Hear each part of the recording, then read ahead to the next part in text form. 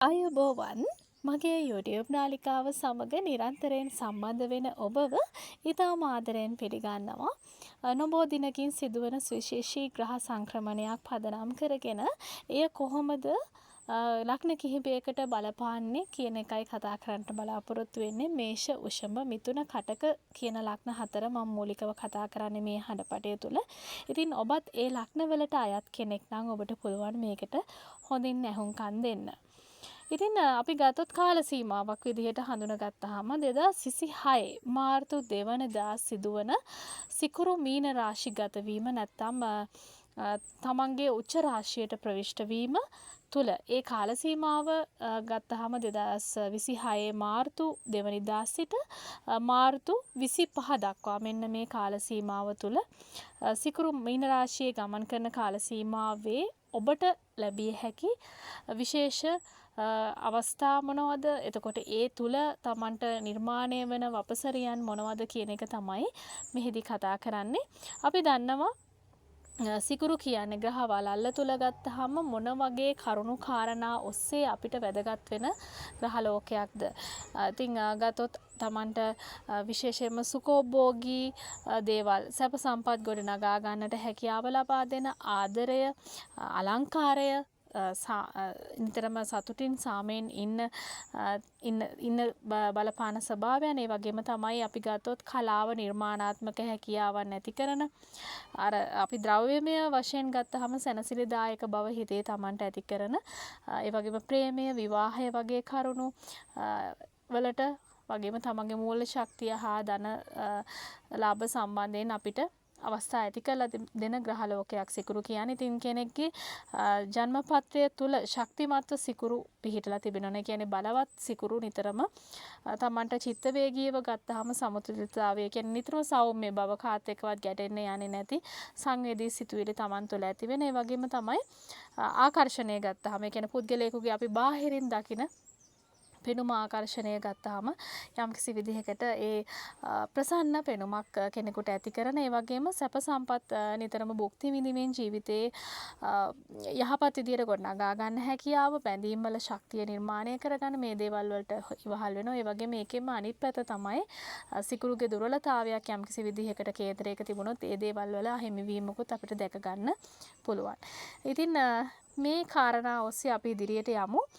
විශේෂයෙන්ම ගත්තාම මේ මාර්තු 2 වෙනිදා සිට මාර්තු 25 දක්වා කාල සීමාව තුළ කොහොමද එහෙමනම් මේ සිකුරු මීන රාශිගත වීමත් එක්කලා ප්‍රධාන ලග්න මේෂ, වෘෂභ, මිථුන, කටක මූලික ලග්න හතරට බලපාන ආකාරය හඳුන ගමු.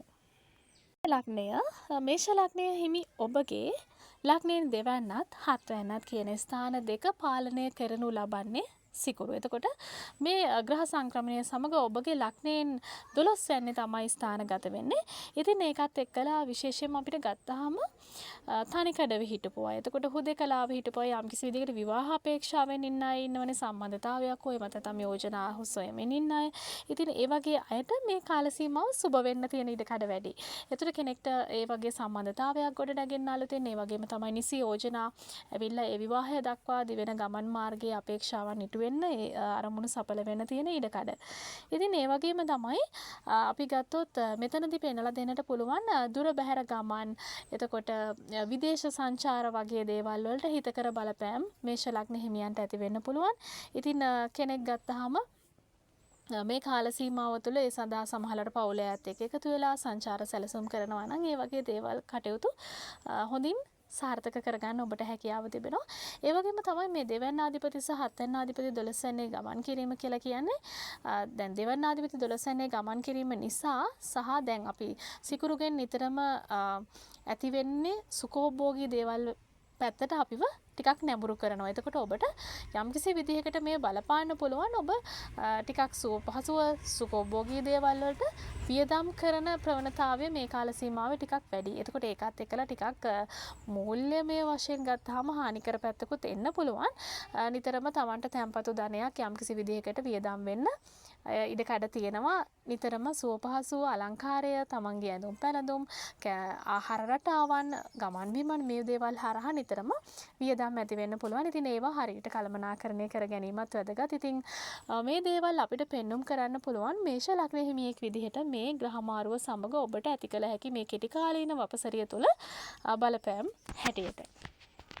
වෘෂභ ලග්නය, වෘෂභ ලග්නයෙන් උපන් ඔබගේ ලග්නාධිපති වෙන්න සිකුරු. එතකොට ලග්නය සහ එවැගේම ලග්නයෙන් 6 වැන්න කියන ස්ථාන දෙකම පාලනය කරනු ලබන්නේ සිකුරු. මේ ග්‍රහමාරුව සමග ඔබගේ ලග්නයෙන් 11 වෙනිට ගෝචර වෙද්දී සිකුරු මේක ඉතා හොඳ බලවත් පිහිටීමක් බවට පත් කරනවා. විශේෂයෙන්ම වෘත්තිමය අවස්ථා ඒ වගේම කෙනෙක් ව්‍යාපාර කටයුතු කරනවා නම් තමන්ගේ ව්‍යාපාර වෘත්තීය ජීවනෝපාය මාර්ග ඉතා ඉහළට ගන්න. තමන්ට හැකියාව අත්පත් කරලා දෙන ඉතා හිතකර පිහිටීමක්. ඒ වගේම තමයි සමාජ සම්බන්ධතා පැත්තෙන් ගත්තහම ඔබට ගොඩක් මේ කාල සීමාව තුළ අලුතෙන් මුණ ගැහිම් සිද්ධ වෙන්න පුළුවන්. සමහර වෙලාවට ව්‍යාපාර කරන කෙනෙක්ට තමන්ගේ ඒ ජාලය තුළ බොහෝ පිරිසක් තමන්ට එක්කාසු වෙන්න පුළුවන්.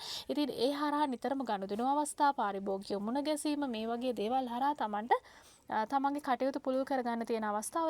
ඒ වගේම රැකියාව කරන කෙනෙක් වුණත් ඒ අතරදී මුණ ගැහෙන පිරිස් එතකොට නිතරම සහ සම්බන්ධතා පවත්වන පිරිස් ප්‍රමාණය වැඩි වෙනවා. මිතුරු ඇසුර වැඩි වෙනවා. ඉතින් මේ දේවල් හරහා සමාජ සම්බන්ධතා හරහා ඔබට වෘත්තිමය සහ පුද්ගලික දියුණුවට බලපාන දේවල් ඇති වෙන්න පුළුවන්. ඒ වගේම තමයි ගොඩක් වෙලාවට හතුරුකම් කරපු නැත්නම් තමන්ට විරුද්ධව වගේ වැඩ කරපු අය පවා මේ වෙලාවේ ඔබට මිත්‍ර කරගන්න නැත්නම් තමන්ගේ පැත්තට හරව ගන්න තියෙන ඉඩකඩ වැඩි. ඒ නිසා නිතරම මේ කාල සීමාව තුළ තමන්ට ප්‍රසන්න ස්වභාවයක් අත්විඳින්න පුළුවන් තමන්ගේ කටයුතු වලදී. ඉතින් මේ තත්ත්වය තමයි වෘෂභ ලග්න හිමි ඔබට පෙන්ලා දෙන්නට හැකියාව තිබෙන්නේ. මිථුන ලග්නය, මිථුන ලග්න හිමි ඔබගේ ලග්නයෙන් 5 වෙනි සහ 12 වෙනි කියන ස්ථාන දෙකේ අධිපතිත්වය දරන්නේ සිකුරු. එතකොට මේ ග්‍රහ සංක්‍රමණය සමග ඔබගේ ලග්නයෙන් 10 වෙනි තමයි ගෝචර වෙන්නේ. ඉතින් මේක හිතාම හිතකරයි ඔබගේ වෘත්තියට ඒක වෘත්තියට ඉතා වාසිදායක පිහිටීමක්. තමන්ට නිර්මාණශීලීව හිතන්න, නිතරම තීරණ ගනිද්දී කටයුතු කරද්දී දැනුවත්ව ඒ දේවල් වලට යොමු වෙන්න හැකියාව තිබෙනවා. ඒ වගේම තමයි තමන්ගේ රැකියා වෘත්තීය වපසරියන් තුළ ජේෂ්ඨ නිලධාරී කෙනෙක් තමන්ට මෙහෙවන අය ඉන්න වෙන්න පුළුවන්. ඒ අයගේ පිළිගැනීම තමන්ට ලැබෙනවා. ඒ අයගේ ප්‍රශංසා තමන්ට අත්විඳින්න පුළුවන් මේ වගේ කාල සීමාවක. ඉතින් තමන්ගේ සගයෝ ආශ්‍රිතයොත් එක්ක කටයුතු කරද්දිත් නිතරම සම්බන්ධතාව හොඳින් පවත්වාගෙන යන්න මේ කාල සීමාවේ හැකියාව තිබෙනවා. ඉතින් මේ ප්‍රසන්න ස්වභාවයත් එක්කලා ඔබට රැකියාවේ සුමට කාල සීමාවක් විදිහට පෙන්눔 කරන්න පුළුවන්. ඒත් එක්කම තමයි මෙතනදී ආකර්ශනීය රැකියාව විකල්ප වෙත ඔබට යොමු වෙන්න පුළුවන්. ඒ කියන්නේ සමහර වෙලාවට ඔබ රැකියාවක් හොයමින් හිටියා නම් මේ වෙලාවේ ඔබට ඉතා හොඳ රැකියා අවස්ථා විවර වෙන්න තියෙන ඉඩකඩ. ඒ වගේම 12 වෙනි අධිපති තමයි මේ විදිහට ඔබගේ ලග්නයේ 10 වෙනි ගෝචර වෙන්නේ. ඉතින් විදේශ රටවලට ඇදෙන්නට බලාපොරොත්තු වෙන්න හිටපු අයට වෘත්තීය අරමුණු වලට විශේෂයෙන්ම ඒ දේවල් සාර්ථක වෙන්න තියෙන ඉඩකඩ වැඩි. ඒ වගේම ඔබගේ 9 වෙනි අධිපති සෙනසුරුත් මේ කාල සීමාව තුළ ගෝචර වෙලා එන්නේ 10 වෙන්නේ. ඒ නිසා ඔබට වෙනත් සංස්කෘතීන් වලට මුහු වෙන්න තියෙන ඉඩකඩ ගොඩක් වෙලාවට විදේශගත වෙලා ඒ සංස්කෘතීන් එක්ක මුහු වෙලා කටයුතු කරන්න මේ කාල සීමාව තුළ ඉඩකඩක් හදලා දෙනවා. ඉතින් මේ ග්‍රහමාරුව තුළ කටක ලග්නය, කටක ලග්න හිමි ඔබගේ ලග්නයෙන් 4 වෙනි සහ 11 වෙනි කියන ස්ථාන දෙකේ අධිපතිත්වය දරන්නේ සිකුරු. සිකුරු ගෝචර වෙන්නේ ලග්නයෙන් 9 වෙනි තමයි මේ ග්‍රහ සංක්‍රමණයත් එක්කලා. ඉතින් අපි පුණ්‍ය ස්ථානය නැත්නම් භාග්‍ය ස්ථානයේ විදිහට 9 වෙනි හඳුනගන්නේ. ඔබට මෙතනදී ආගමික නැඹුරුව තමන් අදහන ආගමට ටිකක් නැඹුරු වෙලා මේ කාල සීමාව තුළ වැඩ කටයුතු කරන්න සමහරවිට ඔබට ඒ යහපත් කල් ක්‍රියාවන්ට ටිකක් වැඩි වශයෙන් දායක වෙන්න සහ සම්බන්ධ වෙන්න අවස්ථා නිර්මාණය වෙන කාල සීමාවක්. ඒ වගේම වන්දනා ගමන්, දුර බැහැර ගමන් යෙදෙන්නට හැකියාව තිබෙනවා. රැකියාමය හෝ එහෙම නැත්නම් පුද්ගලික අරමුණු සඳහා දුර බැහැර ගමන් යෙදෙන්නට පුළුවන්. ඉතින් මූල්‍යමය පැත්තෙන් ගත්තහමත් මේ කාල සීමාව ඉතාම වාසිදායක කාල සීමාවක්.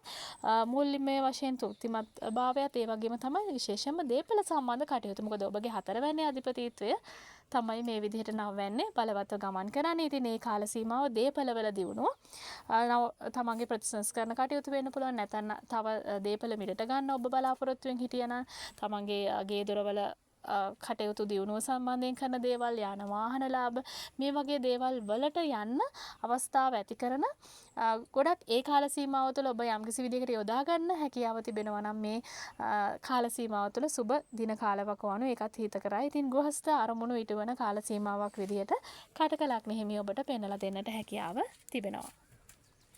එහෙමනම් අපි කතා කරා එළඹෙන මාර්තු 2 වෙනිදා සිදුවන සිකුරු තමගේ උච්ච භවනට ප්‍රවිෂ්ඨ වීම. ඉතින් මේකත් එක්කලා කොහොමද මේ කාල සීමාව තුළ ලග්න 4කට බලපාන ආකාරය මම කතා කරේ.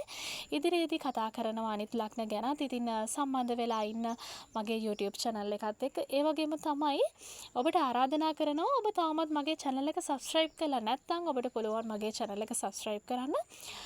ඉදිරියටත් ඔබට මෙවන් සුවිශේෂී වැඩසටහන් වලින් නඩපට වලට සවන් දීමේ හැකියාව තිබෙන නිසා ඒ වගේම ඔබගේ අදහස් යෝජනා චෝදනා මේ සියල්ල කමෙන්ට් සෙක්ෂන් එකේ ලියාගෙන යන්න ඒ ගැනත් මතක් කරනවා.